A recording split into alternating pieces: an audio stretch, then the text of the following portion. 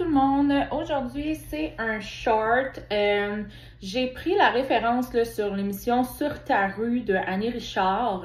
C'est un épisode sur Sainte-Agathe avec Patrick Groux. Je me sentais interpellée parce que moi, je demeure à Saint-Hippolyte dans les Laurentides, donc c'est très proche de chez moi. Et puis, il serait arrivé là, quand même plusieurs choses qu'on s'attend pas, surtout pas pour au moins deux de ces événements.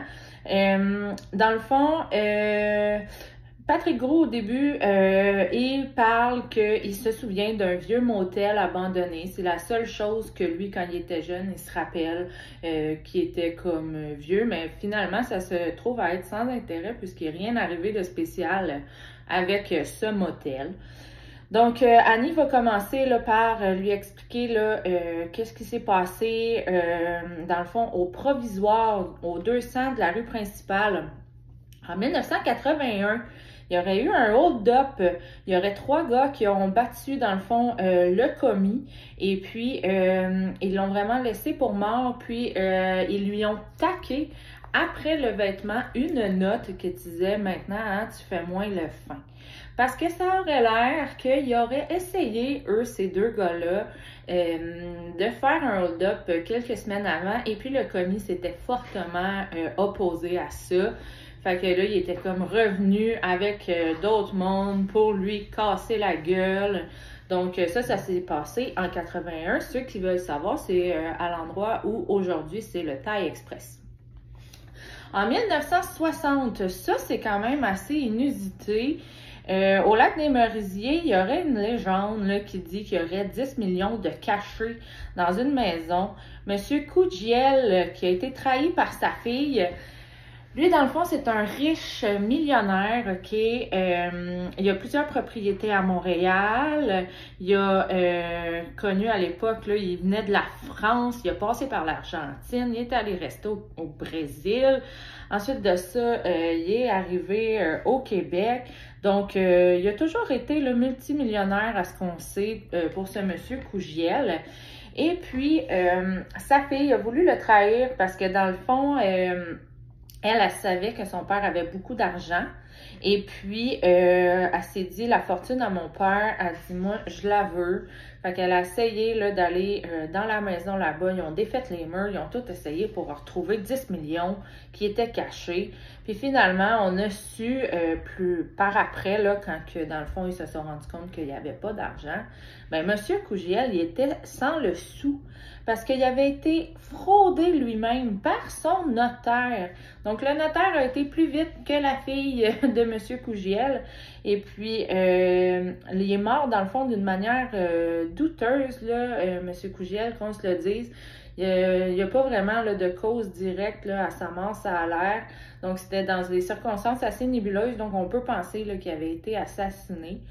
Donc, qu'est-ce qu'on ferait pas, hein? Pour 10 millions de dollars, imaginez-vous. Sa fille était prête à tout défoncer pour trouver de l'argent, puis son notaire, ben, il l'a fraudé. Après ça, M. Cougiel est décédé de manière douteuse. Donc, on peut bien comprendre que l'argent mène le monde. Il y a eu aussi une autre histoire, ça c'est comme plus une histoire du folklore. Là. En 1873, il y aurait un Léviathan dans le lac des Sables. Ils disent que c'est un monstre de 5 mètres de long. Ça avait passé partout dans le journal à l'époque. Il aurait même été revu en 1940-50 par des pêcheurs qui l'auraient vu puis qui se sont rendus compte que le filet de pêche était brisé. Ils ont fait venir là, une personne là, qui connaît très bien les espèces de poissons. Puis, elle expliquait dans le fond que des fois, il y a des rassemblements de brochets ou des esturgeons également, qui sont de très gros poissons, qui peuvent parfois être en accouplement ou simplement quand il y a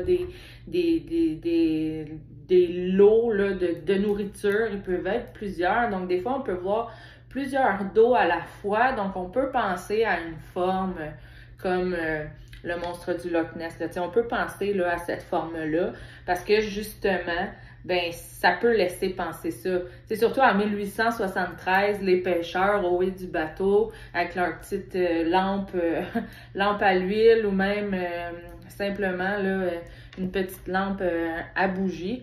Donc, ça peut laisser quand même place à l'imagination et tout ça. Puis, je trouve que ça fait quand même que c'est beau, tu sais. Puis, en 1915-1917, OK, on est durant la Première Guerre mondiale. Il y aurait eu des avions non identifiés qui auraient survolé Sainte-Agathe. Et puis, les gens de la région à l'époque, ils se disaient que c'était des avions nazis. C'est vraiment des espions allemands. Parce que la Première Guerre, on s'entend, là, c'était pas les nazis, là, c'est moi qui s'est trompée. Mais c'est des espions allemands. Là, vraiment, les Canadiens, ils ont fait des camps, OK, pour interner les gens d'origine allemande, autrichien, européen, asiatique, tout ça, les Turcs, toutes les personnes, dans le fond, qui n'étaient pas nés Canadiens. Eh bien, on avait au Canada des camps de concentration. On les tuait pas, mais on les enfermait dans ces camps-là jusqu'à la fin de la guerre pour être sûr qu'eux ne puissent pas entrer en contact avec d'éventuels espions ennemis. Donc, moi, je savais pas qu'on avait eu ça au Canada, des camps comme ça. Là, c'est sûr, on doit se dire là, que c'est pas des camps comme la Deuxième Guerre, là, qu'on se le dise. Mais quand même, je trouvais ça assez intéressant là, d'être tombée là-dessus.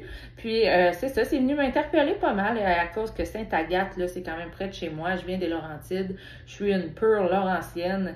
Donc, honnêtement, ça m'a fait tout drôle là, de savoir ces petits faits divers-là qui se sont déroulés près de chez moi. Donc, je voulais vous les partager. Donc, sur ça, bien écoutez, un petit short comme ça, hein, ça se prend bien. Donc, en attendant la prochaine fois, faites attention à vous autres. Puis, je vous dis à la prochaine. Bye!